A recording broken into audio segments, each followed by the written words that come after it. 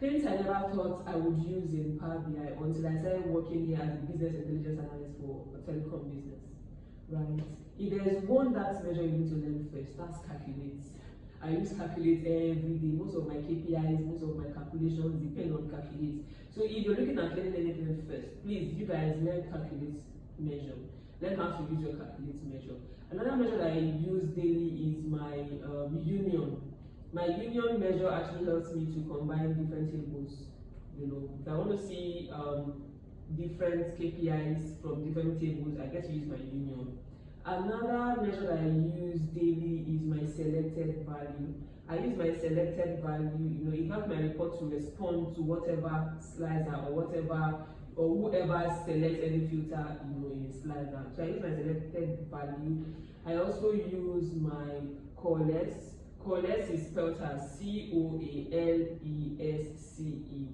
What that is used for is to return blank result as 0, because you know sometimes your Power BI might not know how to respond to blank results.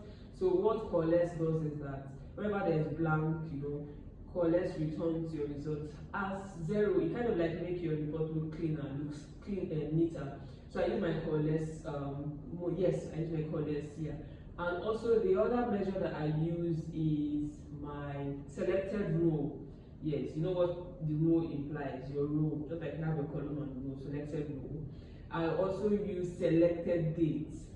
Yes, so I'm going to tell you about, so the measures I use working as a business intelligence analyst includes COALESCE, includes selected value, SELECTEDVALUE, selected dates, selected role. I use my calculate, all of my KPIs, all calculations I'm doing, calculate is always in it. So understand, the first thing you should learn is your calculate union, UNION. I also use for tables, if I'm creating tables, because man, you're going to be building tables when you start working, you're going to be building tables, you're creating tables. So if you're using Power BI for that purpose, you need your daily headers. Just as the name implies, your daily header shows daily performance. It shows daily title.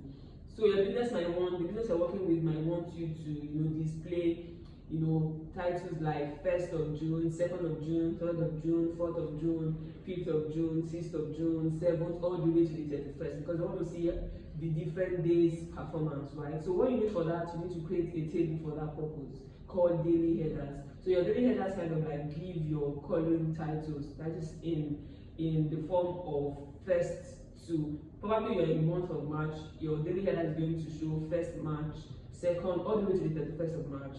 If it's April, how many days do you have in April? So your daily header is going to give that representation. So I use daily headers. Oh, I have used daily headers so many times.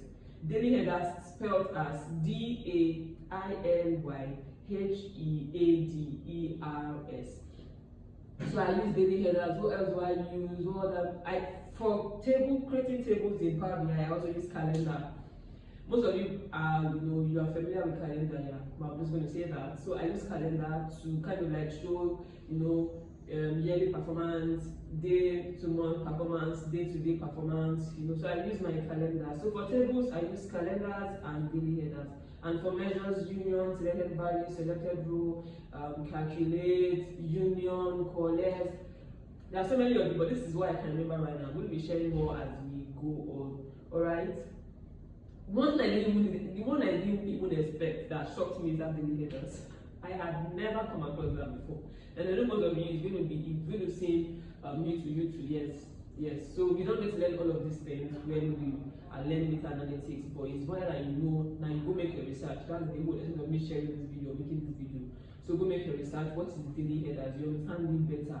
All right. So that's actually look easy until you start using them on new projects. Trust me. It seemed very easy. I could calculate my previous year, my year-on-year measures, I could calculate my sum, my total sales, for total profit, but that measures goes beyond that when you start working over time. You get to use more of advanced measures, all right, to solve problems of a business problem, all right? So the more you use more of these measures, the more it makes sense to you, Alright, so I would like to know which DAX function confused you the most when you were working out. What measure confused you the most? What measure was the most easy for you when you started learning data analytics? Yeah, I'd like to know this in the comment section. Yeah, so in my next video, I'm going to be sharing functions. There's a mosquito here. Sorry about that. So in my next video, I'm going to be sharing functions that I use in Excel, so you get familiar with them as well when you start working. Yeah, my name is Angela Oga, and I am a data analyst instructor, founder of Data Analyst with Angie. I have been sharing data analytics tips for quite some time now. So if you're new to my channel, I think you should stick around. On TikTok, Data Analyst with Angie. On Facebook, Angela Oga.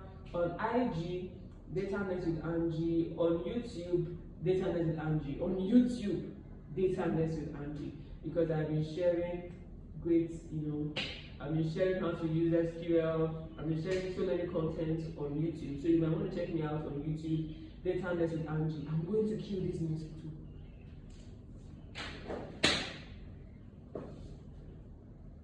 I killed you, baby. So yeah, follow me for more beginner data analytics tips. I'm going to be seeing you on the next video.